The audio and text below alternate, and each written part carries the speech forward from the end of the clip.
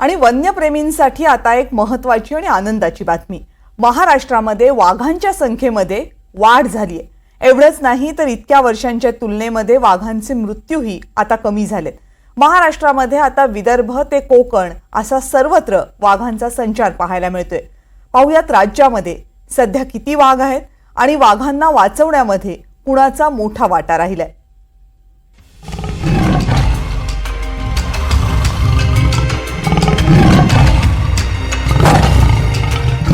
वाघांनाही आता कोकण आवडायला लागलंय. विदर्भाचा हा राजा आता कोकणातही सेटल व्हायचा विचार करू लागलाय.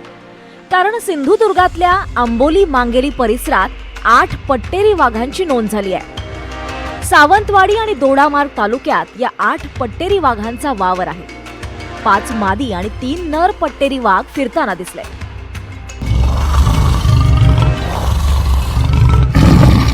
वन विभाग, सह्याद्री रिझर्व्ह फॉरेस्ट आणि वाईल्ड लाईफ कॉन्झर्वेशन ट्रस्टच्या माध्यमातून जानेवारी ते मे दरम्यान सर्वेक्षण करण्यात आलंय. त्याची आकडेवारी आता समोर आली आहे.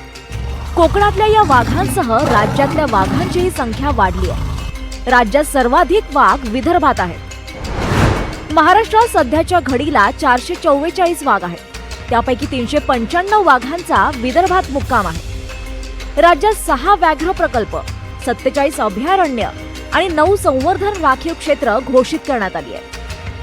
भारतात एकूण 3167 वाघ आहेत.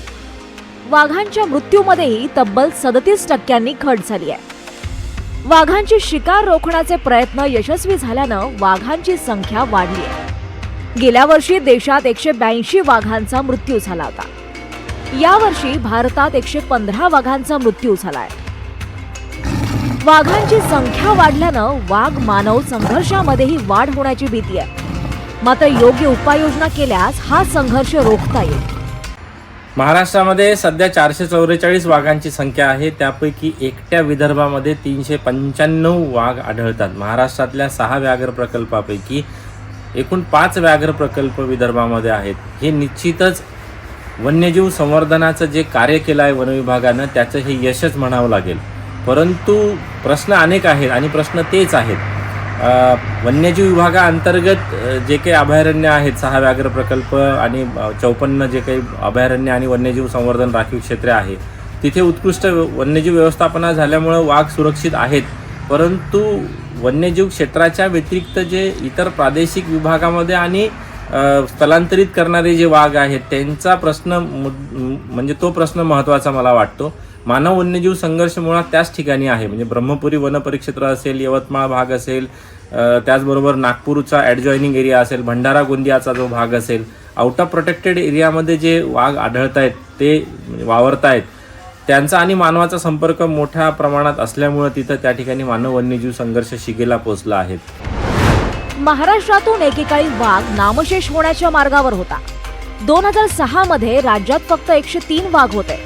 2010 मध्ये 168, 2014 मध्ये 190, 2018 मध्ये 312, 2023 मध्ये 444 अशी वाघांची संख्या वाढत गेली.